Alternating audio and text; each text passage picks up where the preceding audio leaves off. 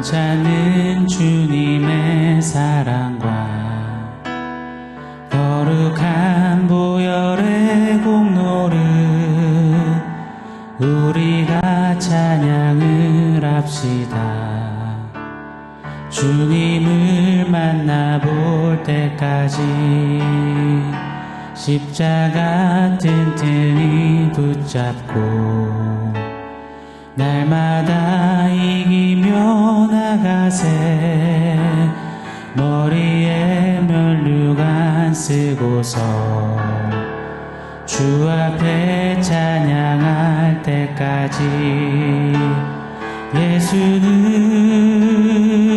우리를 깨끗게 하시는 주시니 그의 피 우리를 눈보다 더 이게 하셨네. 예수는 우리를 깨끗게 하시는 주시니 그의 피 우리를 눈보다 더 이게 하셨네.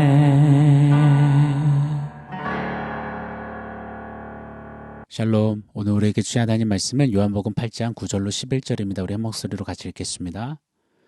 그들이 그 말씀을 듣고 양심의 가책을 느껴 어른으로 시작하여 젊은이까지 하나씩 나가고 오직 예수와 그 가운데 섰는 여자만 남았더라.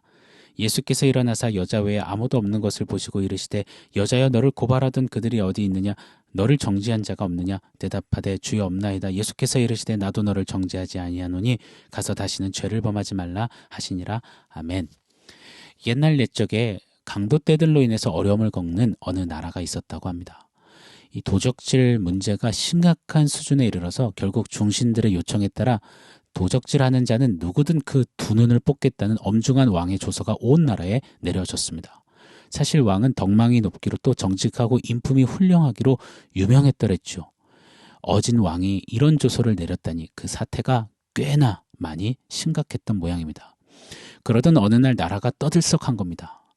이유인즉슨 왕의 하나뿐인 철부지 아들이 그만 장난삼아 성 밖에 나가 도적질을 하다가 발각되어 잡혀온 겁니다. 빠르게 재판이 열렸어요. 온 백성들의 이목이 집중되었습니다. 과연 왕은 어떤 선택을 내릴지 말입니다. 왕이 조서에 따라 공의롭게 아들의 두 눈을 뽑으라 한다면 왕은 피도 눈물도 없는 매정한 아버지가 되는 겁니다. 반대로 왕이 자신의 아들은 열외라며 없던 일로 치면 왕의 공의와 정의와 정직은 한순간에 무너지고야 마는 것입니다. 그야말로 이도저도 못하는 너무도 어렵고 뼈아픈 상황이었습니다. 왕이 재판석에서 법에 따라 심판을 시작하노라 말을 뗀 뒤 두벅두벅 걸어 내려옵니다. 불에 빨갛게 달궈진 인도를 가져오게 합니다. 그리고는 아들의 한쪽 눈을 찢어버렸습니다. 아들은 울부짖어요. 백성들이 웅성웅성 술렁이기 시작했습니다. 그때 왕은 시뻘건 인도를 들더니 자신의 한쪽 눈을 찢어버렸습니다. 모두가 조용해졌죠.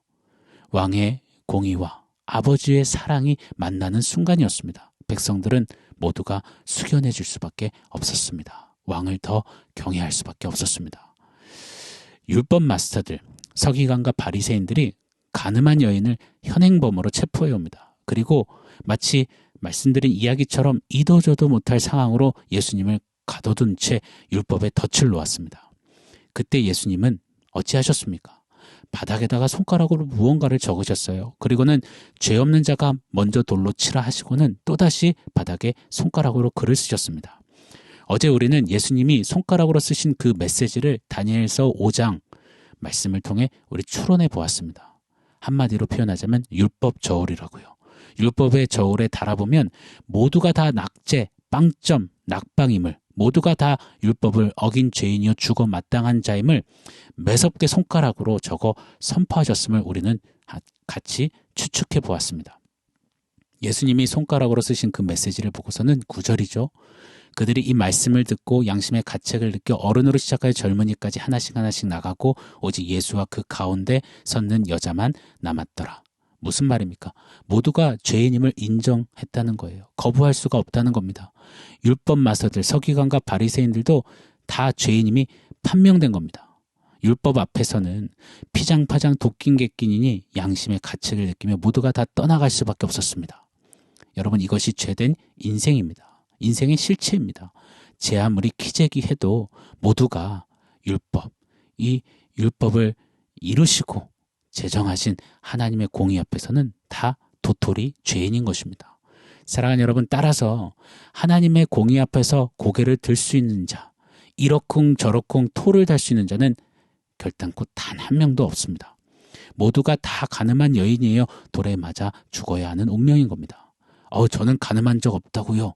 이렇게 소리칠 수 있는 분이 있을까요? 없어요. 예수님은 율법의 더 고차원적인 의미를 이리 이야기하셨습니다. 마태복음 5장 28절이죠.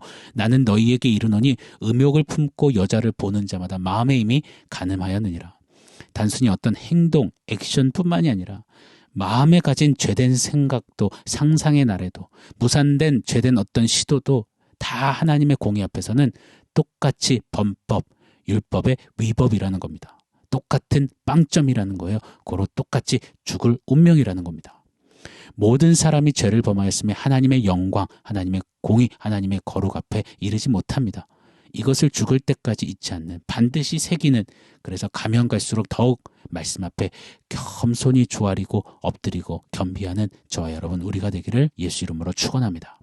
자, 그러니요, 제 아무리 율법 마스터인들 답이 있겠습니까? 그들의 율법 가면 모도회가 예수님의 손가락 그 공의의 선포 앞에 단번에 끝장나 버렸습니다. 빛이 입장하면 어둠은 순식간에 그 자취를 감추듯이 율법 마스터들의 죄된 가면이 들춰지니 그들은 주랭랑 치는 겁니다. 죄는 공의 앞에 속수무책인 것입니다. 이제 공의의 하나님이신 예수님과 현행범, 죄의 아이콘으로 잡혀온 여인만 남아 있습니다. 여인 입장에서는 얼마나 무섭겠습니까? 자기를 돌로 쳐 죽인 자들, 쳐 죽이겠다고 막 난리가 나던 그 날고기던 사람들을 손가락 그 메시지 한 방에 모두 KO 시켜버린 예수님의 그 엄청난 무시무시한 공의 앞에 자기가 남아 서 있는 겁니다. 얼마나 두려웠겠습니까? 오금이 저리지 않았을까요? 그런 여인을 향해서 예수님의 말씀입니다. 10절 그리고 11절 상반절입니다. 제가 읽어드릴게요. 예수께서 일어나사 여자 외에 아무도 없는 것을 보시고 이르시되 여자여 너를 고발하던 그들이 어디 있느냐 너를 정죄한 자가 없느냐 대답하되 주여 없나이다. 예수께서 이르시되 나도 너를 정죄하지 아니하노니 여자야 너를 정죄하던 자들이 다 떠나갔지 그리고 나도 너를 정죄하지 않아. 이게 무슨 말입니까? 무슨 뜻일까요? 율법 마스터들, 서기관들과 바리새인들 그들은 죄질이 더 악하니 걔네들은 안 돼. 그치만 여인아 너는 저들보다 나으니 내가 좀 봐줄게. 당시에는 여자는 이 사람 수로 카운트하지 않았거든요. 그러니 넌 가련하고 불쌍한 여인이라서 내가 봐줄게. 없던 일로 치자. 이런 이야기를 우리 주님이 지금 하시는 걸까요? 결단코 아닙니다. 나도 너를 정죄하지 않는다. 그 의미를 우리는 성경을 통해서 이미 너무 잘 압니다. 무슨 뜻이죠? 바로 이 여인이 받아야 할 그 정죄를 예수님이 대신 가져가신다라는 뜻입니다. 마치 도둑질한 아들의 마땅히 뽑혀져야 하는 눈 대신에 아버지가 자신의 눈을 뽑듯이 공의 앞에 반드시 받아야 할 죽음의 정죄를 예수님이 대신 받으시겠다, 대신 짊어지시겠다, 대신 해결하시겠다 하시는 겁니다. 할렐루야. 죄가 없으신 예수님께서 죄인의 죄를 고스란히 받으시겠다. 너 대신에 내가 죄가 되겠다 하시는 겁니다. 마가복음 14장 64절 하반절에 보면 무리들이 다 예수를 사형에 해당한 자로 정죄하고 사람들이요 모두가 다 예수님을 사형에 처해야 한다라고 정죄했습니다. 당최 이게 가당키나 합니까? 죄가 없는 예수님이 무슨 사형입니까? 그런데 그리 되었습니다. 왜요? 어쩌다가요? 죄인의 정죄를 친히 받으신 예수님이시니까요. 죄인의 죄가 예수님께 전가되었으니 그리 되는 겁니다. 고린도후서 5장 21절에 우리 하나님 이렇게 기록해 놓으셨습니다. 하나님이 죄를 알지도 못하는 이를 우리를 대신하여 죄로 삼으신 것은 우리로 하여금 그 안에서 하나님의 의가 되게 하려 하심이라. 아멘. 덜덜덜 떨었을 죄인, 가늠한 여인, 예수님의 무서운 손가락 그 공의의 메시지는 그녀에게 가차없는 정죄와 심판을 선언하신 겁니다. 그런데요, 공의가 가득 찬 그곳에 사랑이 동시에 솟구쳐 오르는 겁니다. 너를 정죄하지 않겠다. 내가 그 정죄 대신 받겠다. 네가 마땅히 맞아 죽어야 하는 그 꼴, 그 처지, 내가 대신 그 꼴 당할게 하시는 겁니다. 무시무시하고 한치의 흐트러짐이 없는 주님의 공의가 넘치는 사랑을 만나는 위대한 순간이었습니다. 사랑하는 여러분, 본문의 가늠한 여인은 바로 저와 여러분을 대변해주는 대표 선수 아니겠습니까? 다윗 또한 이런 말을 했습니다. 시편 51편 5절에 내가 죄악 중에서 출생하였으며 어머니가 죄 중에서 나를 잉태하였나이다. 맞습니다. 모든 인생은 태생 자체가 죄인이기에 우리는 죄의 삭은 사망이라는 이 말씀의 선언 따라 사망이 운명인 것입니다. 사탄 마귀는 이것을 놓칠 리가 없어요. 돌을 들고선 저와 여러분을 고발하고 정죄합니다. 그렇게 재판장이신 하나님 앞에 돌에 맞아 심판받아 죽어야 하는 우리입니다. 그게 우리의 마땅한 결국이에요. 그러나 그럼에도 불구하고 그런 우리에게 너를 정죄하는 자가 어디 있느냐? 나도 너를 정죄하지 않노라. 이 메시지가 쩌렁쩌렁하게 너무나도 분명하고 선명하고 강력하게 동일하게 선포되었습니다. 어디서요? 네, 바로 십자가에서요. 하나님의 공의가 사랑을 만나 세워진 십자가에서 말입니다. 그리고 십자가는 이렇게 우리에게 공표하십니다. 로마서 8장 1절이죠. 그러므로 이제 그리스도 예수 안에 있는 자에게는 결코 정죄함이 없나니 할렐루야. 사랑하는 여러분, 공의가 사랑을 만나 세워진 십자가. 아무리 생각해도 은혜라고 밖에는 설명이 안 됩니다. 은혜 빼고는 도저히 해석이 불가합니다. 그 은혜를 받아 누린 우리의 이제 마땅한 요하는 그런 삶의 모습은 무엇일까요? 오늘 보면 11절 하반절입니다. 가서 다시는 죄를 범하지 말라 하시니라. 다시요. 이 공의가 사랑을 만나다. 오늘 설교 제목인데요. 이것을 한마디로 표현하자면 은혜입니다. 바로 우리에게 쏟아진 한량없는 은혜, 넘치는 은혜 말입니다. 본문의 가늠한 여인은 저와 여러분, 우리 모두는 공의가 사랑을 만나 넘치도록 쏟아진 그 은혜를 받아 누린 자입니다. 우리의 정체성이요, 우리는 은혜 받은 자입니다. 바울의 고백처럼요. 그러나 나의 나 된 것은 오직 하나님의 은혜로 된 것이니 이것이 우리입니다. 사랑하는 여러분, 고로 은혜를 받아 누린 자는 죄를 멀리해야 합니다. 죄를 다시는 짓지 않는다라는 그런 말씀이 아닙니다. 허나 죄를 멀리하는 분투와 사투와 몸부림침이 있어야 하는 겁니다. 은혜를 받았다면 말입니다. 공의가 사랑을 만난 그 은혜를 넘치도록 받았다면 말입니다. 자, 주님의 말씀 음성 지원 한번 해드리겠습니다. 아들아, 딸아, 너를 정죄하던 이들이 어디 있느냐? 나도 너를 정죄하지 않노라. 가서 다시는 죄를 범하지 말라. 이 말씀을 신비에 새기며 살아내는 저와 여러분 우리이기를 예수 이름으로 축복합니다. 아멘. 자, 오늘 말씀 종합해서 원포인트 세보겠습니다. 오늘 원포인트는 다시 십자가입니다. 지난 주일 예배 후에 우리가 함께 외치는 이번 한 주간의 원포인트가 동일합니다. 다시 십자가이죠. 내가 이 꼴 날게 하시며 우리 대신, 저와 여러분 대신 쪼개진 짐승꼴 나신 정죄를 당하신 예수 십자가. 그 안에 뿜어져 나오는 무궁하신 이 은혜와 사랑. 고아인 저와 여러분을 자녀로, 창기였던 우리를 신부로, 죽음이 운명인 사형수인 우리를 영원한 하늘 상속자로 바꾸어 버리신 예수 십자가. 여러분, 우리는 그 십자가로 다시 돌아가야 합니다.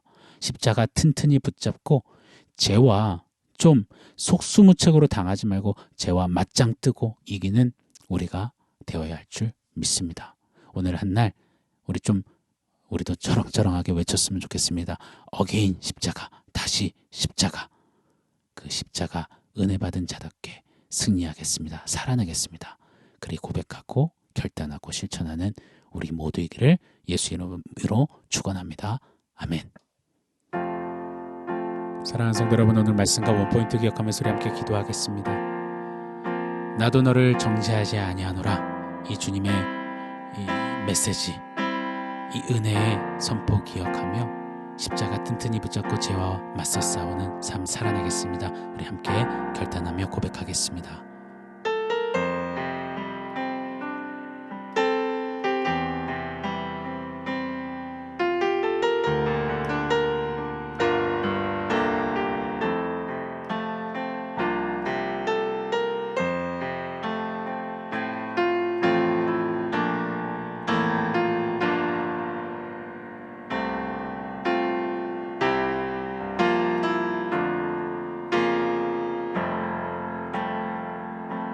하나님 십자가